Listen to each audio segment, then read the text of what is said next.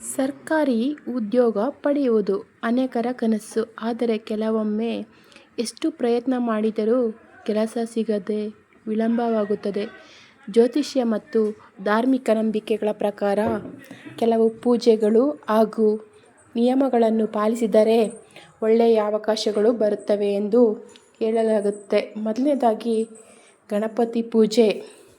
ಯಾವುದೇ ಶುಭ ಕಾರ್ಯಕ್ಕೂ ಮೊದಲು ಶ್ರೀ ಗಣೇಶನ ಆರಾಧನೆ ಮಾಡಬೇಕು. ಪ್ರತಿ ಬುಧವಾರ ಗಣಪತಿಗೆ ದರ್ಬೆಯನ್ನು ಅರ್ಪಿಸಬೇಕು. ಓಂ ಗಂ ಗಣಪತಿಯೇ ನಮಃ ಮಂತ್ರವನ್ನು 108 ಬಾರಿ ಜಪಿಸಿ.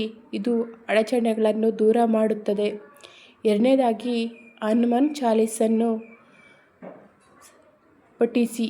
ಸರ್ಕಾರಿ ಕೆಲಸಕ್ಕೆ ಧೈರ್ಯ, ಆತ್ಮವಿಶ್ವಾಸ ಮತ್ತು ಮನೋಬಲ ಮುಖ್ಯ.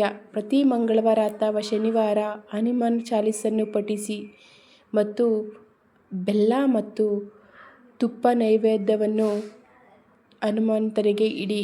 ಇದರಿಂದ ನಕಾರಾತ್ಮಕತೆ ಕಡಿಮೆಯಾಗುತ್ತದೆ. ಮೂರನೇದಾಗಿ ಸರಸ್ವತಿ ದೇವಿಯ ಆರಾಧನೆ ಮಾಡಿ. ಪರೀಕ್ಷೆಗಳಲ್ಲಿ ಯಶಸ್ಸಿಗೆ ಸರಸ್ವತಿ ದೇವಿಯ ಕೃಪೆ ತುಂಬ ಮುಖ್ಯವೆಂದು ನಂಬಲಾಗುತ್ತದೆ. ಬೆಳಗ್ಗೆ ಓದಿಗೆ ಮುನ್ನ ದೀಪ ಹಚ್ಚಿ ಓಂ ಐಂ ಸರಸ್ವತೈ ನಮಃ ಮಂತ್ರ ಜಪಿಸಿ. ಇದು ನೆನಪಿನ ಶಕ್ತಿ ಮತ್ತು ಏಕಾಗ್ರತೆಯನ್ನು ಹೆಚ್ಚಿಸುತ್ತದೆ. ನಾಲ್ಕನೆಯದಾಗಿ ನವಗ್ರಹ ಪೂಜೆ. ಕೆಲಸದಲ್ಲಿ ವಿಳಂಬಕ್ಕೆ ಗ್ರಹ ದೋಷ ಕಾರಣವೆಂದು ಕೆಲವರು ನಂಬುತ್ತಾರೆ. ಶನಿವಾರ ಎಳ್ಳೆಣ್ಣೆ ದೀಪ ಹಚ್ಚಿ ನವಗ್ರಹದ ದೇವಾಲಯಕ್ಕೆ ಭೇಟಿ ನೀಡಿ. ಇದು ಉದ್ಯೋಗದ ಅಡಚಣೆಯನ್ನು ಕಡಿಮೆ ಮಾಡಲು ಸಹಾಯವಾಗುತ್ತದೆ ಎಂದು ಹೇಳಲಾಗುತ್ತದೆ. ಐದನೇದಾಗಿ ಬೆಳಗಿನ ಬ್ರಹ್ಮ ಮುಹೂರ್ತದ ಪ್ರಾರ್ಥನೆ.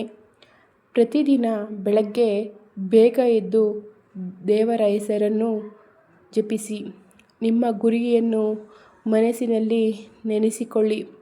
ಐದನೇದಾಗಿ 5 ನಿಮಿಷ ಧ್ಯಾನ ಮಾಡಿ.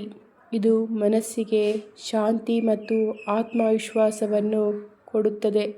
ಮುಖ್ಯ ಸೂಚನೆ ಏನಪ್ಪ ಅಂದರೆ ಪೂಜೆಗಳ ಜೊತೆಗೆ ನಿಯಮಿತವಾಗಿ ಓದು ಮತ್ತು ಪರೀಕ್ಷಾ ತಯಾರಿ, ಆತ್ಮವಿಶ್ವಾಸ, ನಿರಂತರ ಪ್ರಯತ್ನ ಇವೆಲ್ಲವೂ ತುಂಬ ಮುಖ್ಯವಾದವು.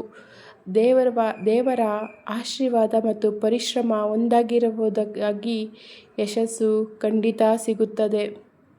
ಈ ವಿಡಿಯೋ ಇಷ್ಟ ಆದರೆ ಲೈಕ್ ಮಾಡಿ, ಸಬ್ಸ್ಕ್ರೈಬ್ ಮಾಡೋದನ್ನು ದಯವಿಟ್ಟು ಮರಿಬೇಡಿ.